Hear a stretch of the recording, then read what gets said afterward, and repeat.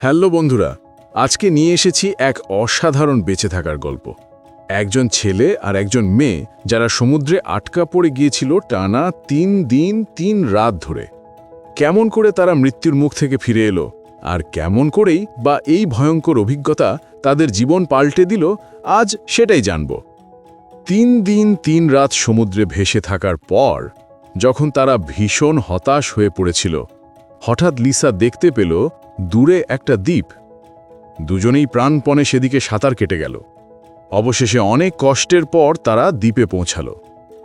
দ্বীপে পা দিতেই তারা দেখল বটম, মোবাইলের কোনো নেটের সিগন্যালই নেই।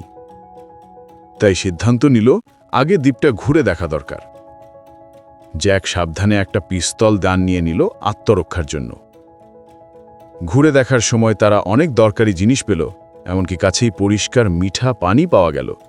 দ্বীপের সৌন্দর্যে জ্যাক মুগ্ধ হলেও লিসা একেবারেই আগ্রহী নয়, কারণ সে শুধু এখান থেকে পালাতে চায়। পরে তারা যখন দ্বীপের সবচেয়ে উঁচু জায়গায় পৌঁছালো, তখন বুঝতে পারল এটা একেবারে জনমানব শূন্য দ্বীপ। বেঁচে থাকার জন্য তাদের একটা আশ্রয়ের দরকার। অবশেষে জ্যাক একটা গুহা পেল, কিন্তু খুশি হতে না হতেই গুহা থেকে এক দুষ্টু বাদুড় বেরিয়ে এলো। ভয়ে তারা দৌড়ে চলে গেল সমুদ্র তীরে। আরও খারাপ হলো যখন তারা দেখল তাদের ছোট্ট নৌকোটা ঢেউয়ে ভেসে গেছে। এবার আর কোনো উপায় না দেখে তাদের সমুদ্র তীরেই রাত কাটাতে হলো। সৌভাগ্যবশত জ্যাকের কাছে লাইটার ছিল। তারা আগুন জ্বালালো গরম থাকার জন্য। তবুও লিসা ভীষণ ভয় পেত। জ্যাক তাই নিজের জামা দিয়ে দিল তাকে। ভোর হলে জ্যাক দেখল লিসা সমুদ্র তীরে বসে ডাল দিয়ে বালিতে বড় করে SOS লিখছে। তার উদ্বিগ্ন মুখ দেখে জ্যাক তাকে সাহস দিল, বলল এটাকে ছোট্ট একটা ছুটি ভাবতে। এরপর তারা তাঁবু বানালো, ফল সংগ্রহ করল, একে অপরকে সাহায্য করল। ধীরে ধীরে তাদের সম্পর্কও ঘনিষ্ঠ হল। কিন্তু দিন যত যাচ্ছিল, খাবার পাওয়া ততই কঠিন হচ্ছিল। মাছ ধরা প্রায় অসম্ভব। তার ওপর লাইটারটাও নষ্ট হয়ে গেল।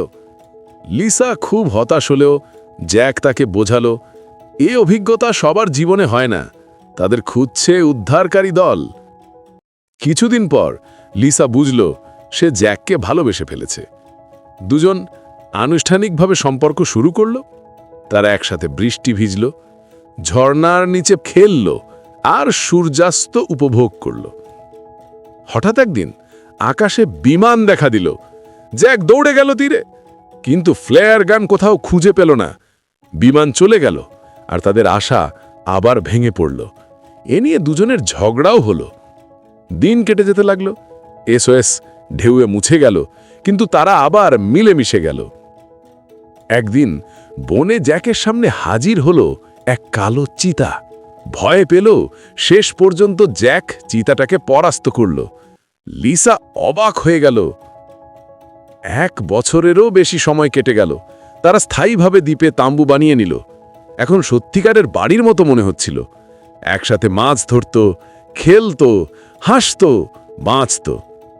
কিন্তু ভাগ্যের খেলা, একদিন এক বানর তাদের চুরি করা জিনিসপত্র ফিরিয়ে দিল, সাথে হারানো ফ্লেয়ার গানও। লিসা হঠাৎ সেটা হাতে নিয়ে আকাশে ছুড়ে দিল। জ্যাক অবাক হয়ে কারণ জানতে চাইল। লিসা ভেঙে পড়ে বলল, এখনও উদ্ধার হবার আশা নেই, তাহলে ফ্লেয়ার গান দিয়ে কি হবে?